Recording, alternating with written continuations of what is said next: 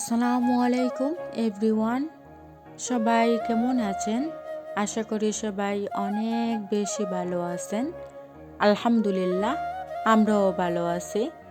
নতুন দিনে নতুন আরেকটি ব্লগ নিয়ে হাজির হলাম। আশা করি সবার অনেক বেশি ভালো লাগবে।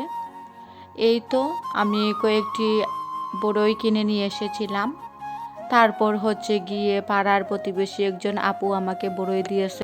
অনেক দিন ধরে উনি চেষ্টা করছেন বড়ই দেওয়ার, কিন্তু আমাদের কাউকে উনি নাগাল পাচ্ছিলেন না। হুট করে কিন্তু আমার বাসায় চলে আসলেন বড়ই নিয়ে। আর বড়ইগুলো কিন্তু প্রচণ্ড টক ছিল। আর গিয়ে আমি ওই রসুন দিয়ে একটি চাটনি তৈরি করব, আপনাদের সাথে শেয়ার করব। আমার চেয়ে আমি জানি আপনারা অনেক মজা করে চাটনি করতে পারেন। যেগুলো তেল দিয়েছি ওইগুলো কিন্তু আমার মেয়ের শরীরে কিন্তু মালিশ করব। এরকম ঠান্ডা সিজনে কিন্তু বাচ্চারা অনেক সর্দি কাশি লেগে থাকে, তো ওগুলো তেল দিলে কিন্তু শরীরে অনেক আরাম পাওয়া যায়। আর গিয়ে ঠান্ডা থেকে একটু মুক্তি পাওয়া যায়, বাচ্চাটার একটু অসুস্থতা কমে। রসুনগুলোকে আমি একটু বাদামি কালার করছিলাম। বাদামি কালার করে তারপর গিয়ে পাটায় বেটে নেব। আর পাটায় বেটে নিয়ে ধনিয়া পাতা, তারপর সরিষে, কাঁচা লঙ্কা, ওইগুলো কিন্তু একসাথে অ্যাড করে আমি অফ ক্যামেরায় পিষে নেব। তারপর গিয়ে মজা করে একটি চাটনি আপনাদেরকে দেখাবো পরিবেশন করে। আর হুট করেই কিন্তু আমার মেয়েকে আমি টিকা দিয়েছিলাম। আর 2 দিন ধরে কিন্তু অনেক অসুস্থ আমার মেয়ে, তাপ হয়ে গিয়েছে ওর। আস্ত শরীর কিন্তু একদম কি বলবো, এতটাই গরম, বাচ্চা মানুষ কিছু বলতেও পারে না। তারপরেও কিন্তু একটি বিয়ের দাওয়াত চলে আসলো। দীর্ঘ 3 মাস ধরে কিন্তু আমার ভাইয়ে অনেক দিন যাবৎ আমাকে শুধু দাওয়াত করেই যাচ্ছেন যে আমি বিয়েতে যাই। আমার চাচাতো ভাইয়ের, উনি হচ্ছেন কুরআনে হাফিজ। তো উনি কিন্তু অনেক দিন যাবৎ বলেছিলেন। তারপর গিয়ে আমারও ইচ্ছে আমি ভাইয়ের বিয়েতে যাব। আমার কাছাকাছি কিন্তু সেন্টার পড়েছে।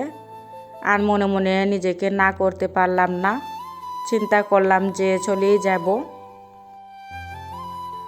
মেয়ের অসুস্থতা নিয়েও চলে যাব, ভালোভাবে ওকে যাতে ঠান্ডা না লাগে ভালোভাবে পেঁচিয়ে নিয়ে যাব ওকে।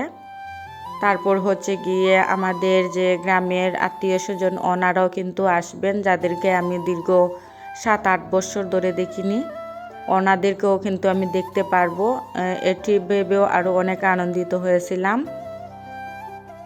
আমার একটি বড়ই গাছ ছিল, ওই বড়ই গাছে কিন্তু আপেলের মতো বড়ই ধরতো, কিছু টক আবার কিছু মিষ্টি, আর খেতে অনেক স্বাদ লাগতো। পাড়া প্রতিবেশী সবাই কিন্তু আমার বড়ই গাছের এতটাই প্রশংসা করতেন যে সবাই সিজন আসলে সবাইকেই আমি কিন্তু বেটে বেটে দিতাম। অনেকেই কিন্তু আত্মীয় স্বজনের বাড়িতে যাওয়ার সময় কিন্তু আমার কাছে চেয়ে নিতেন বড়ই। ওনারা আত্মীয় স্বজন বাড়িতে নিয়ে যেতেন, এতটাই মজার ছিল বড়ই। তো কি হয়েছিল জানেন, একদিন হয়েছিল, সামনের বাসা বিক্রি হয়েছিল। তো ওনারা এসেছেন, আগের যে মেন মালিক ছিল ওনারা কিন্তু ভীষণ ভালো ছিলেন, কখনো আমাকে বলেননি যে ডাল কাটো বা এই সেই। তো নতুন করে আরেকজন মালিক এসেছেন ওই জায়গা কিনে।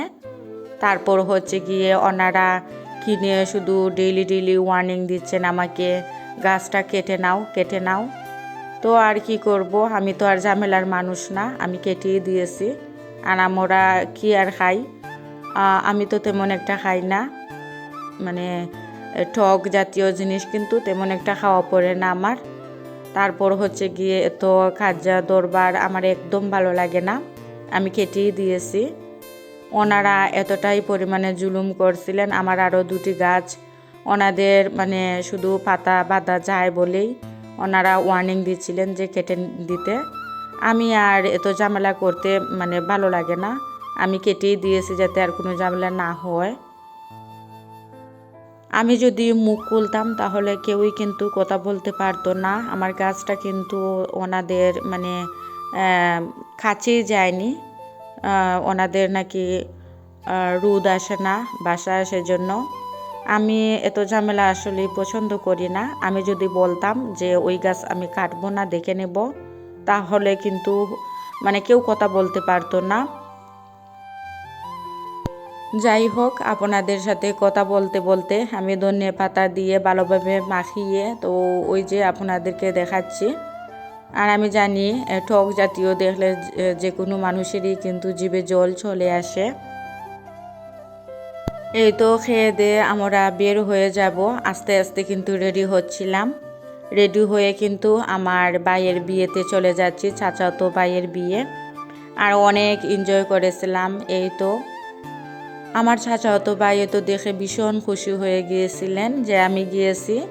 আর এত করে বলেছেন, আমার মেয়ে অসুস্থতা সত্ত্বেও কিন্তু আমি চলে এসেছি, আমি কথা রেখেছি ভাইয়ের।